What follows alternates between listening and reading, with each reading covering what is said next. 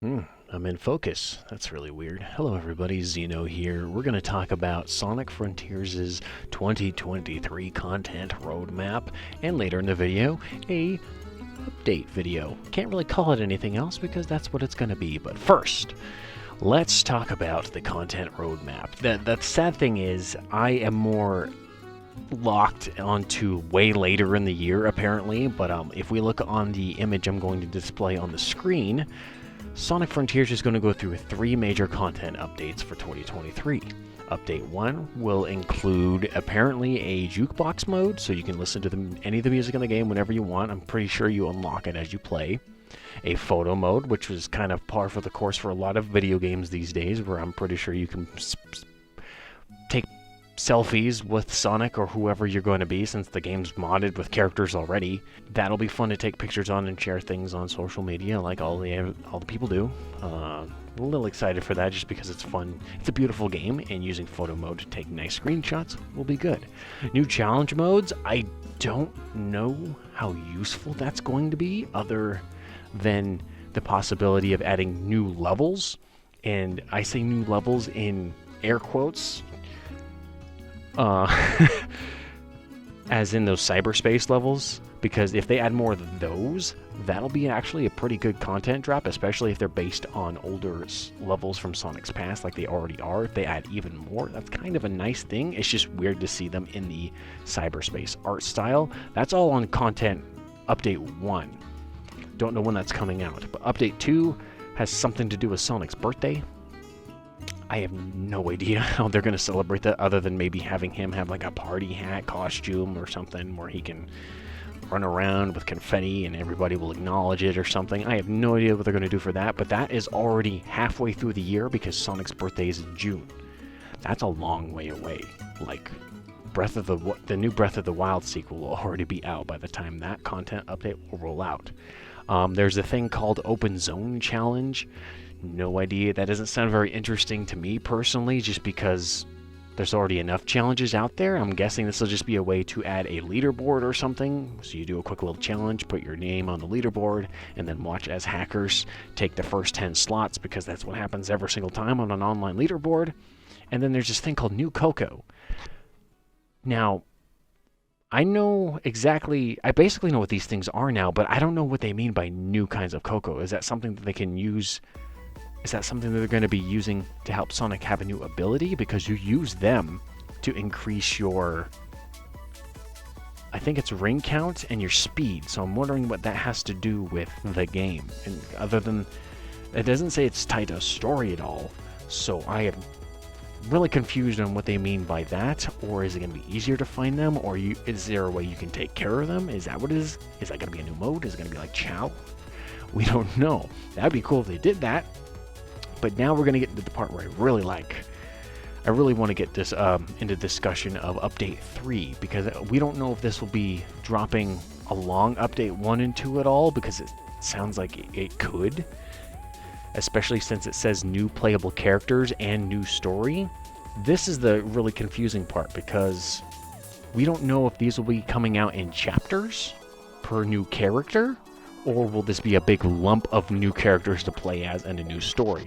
Because having it spaced out over time would help keep the game more relevant, but I don't think that's going to happen since they already have the roadmap of these smaller updates earlier in the year of things coming out. But the thing they show on here is they have Sage, they have Tails, Knuckles, and Amy all there in the playable characters and new story.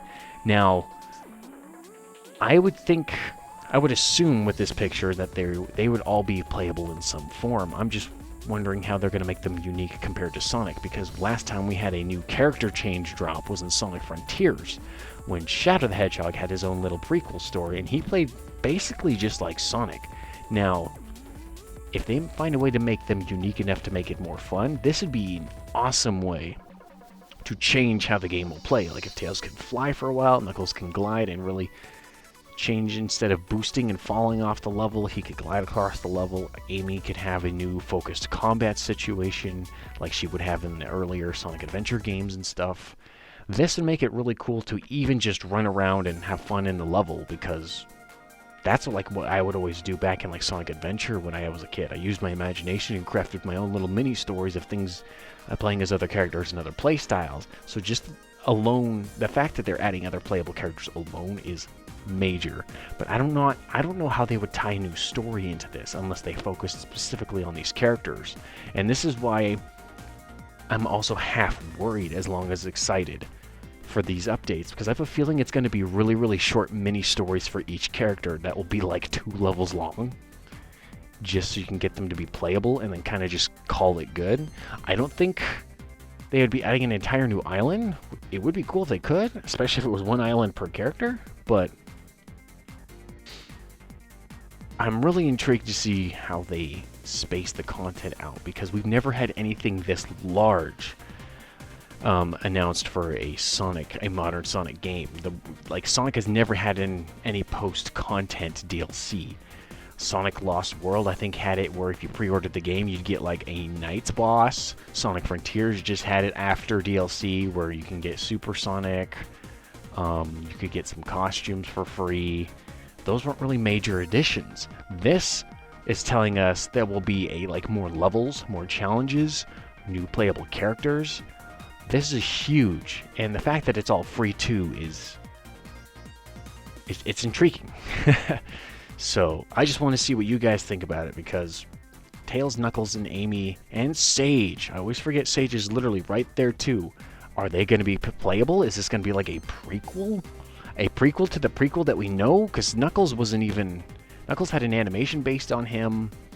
I don't remember how Tails and Amy got roped into the story, but I'm guessing this has to do with maybe their way of overcoming whatever they were doing in the story, because, spoiler alert, one of the major things I hoped for before they announced this, I was going to make a video on, was Tails saying in a cutscene he really wanted to go off and do his own thing so he can refine the courage he had lost growing up in Sonic Adventure. You know how every single Sonic fan stated how Tails has lost his confidence, especially because in Sonic Forces there's that one cutscene when Sonic was considered dead. He was pretty much a coward all the time and never fought back like he did in Sonic Adventure. Well, I have a feeling his portion of the story is going to really focus on that, and Tails will have his own adventure where he regains this confidence, and you can use skill progression and stuff to tie up to his part of the story. I don't know how Knuckles and Amy would work into it. The only thing I could think about Knuckles is him going through like a weird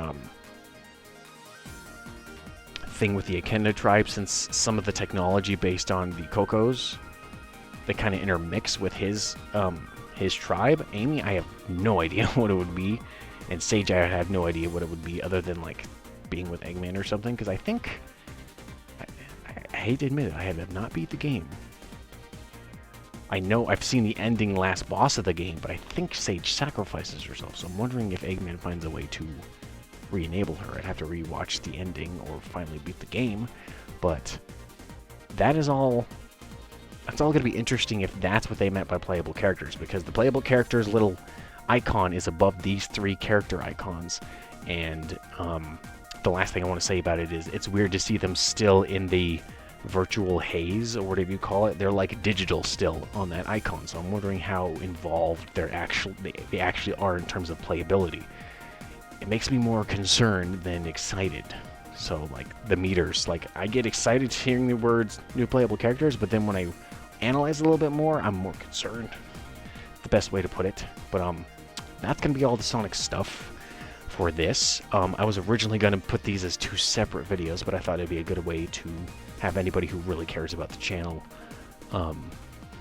listen to this part. So I thank you for watching the normal part of the video, and if you don't want to watch this part, I completely understand. This is the boring update video part of the video. But putting it this way, this is going to be the last video for the year. I have obviously not posted a video in over a month, and looking back at 2022, I have been absolute garbage in terms of content production, so I'm going to warn you I'm not going to worry about my brain mentally on how I'm going to make videos for the next month, so I can figure out how I can shift things around and see how I can be more consistent and not actually lie to you guys like I did earlier this year when I said I was going to overhaul the channel and never did. So basically TLDR is no more. I'm not making any Christmas video, I'm not making any holiday video, I'm not making a Happy New Year's video. But I'll be taking the rest of this month to take time to make sure I have things set up to make it more cool and exciting to have the post content for this channel for next year, which sucks too, because when you really think about it, monetization wise, this would be the time where I'd be wanting to spam content everywhere, and a lot of YouTubers are, but I don't even make enough money for that to even matter for me, so that's why I really don't care. But yeah, so no stuff. Intrigued about Sonic Frontiers, and we're gonna see more interesting things with probably Nintendo and probably more PC stuff, because I'm not afraid to delve into technical stuff when it concerns playing games on a PC.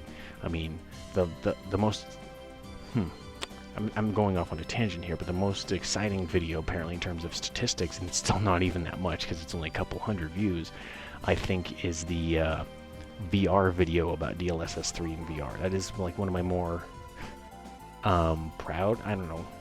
People like that video, so there's going to be some changes going on in this channel, my FPS channel, and my extra channel. Because as long as I keep making content for the main channel, the extra channel will get content. So I don't really know why I have to think about revitalizing that in some way.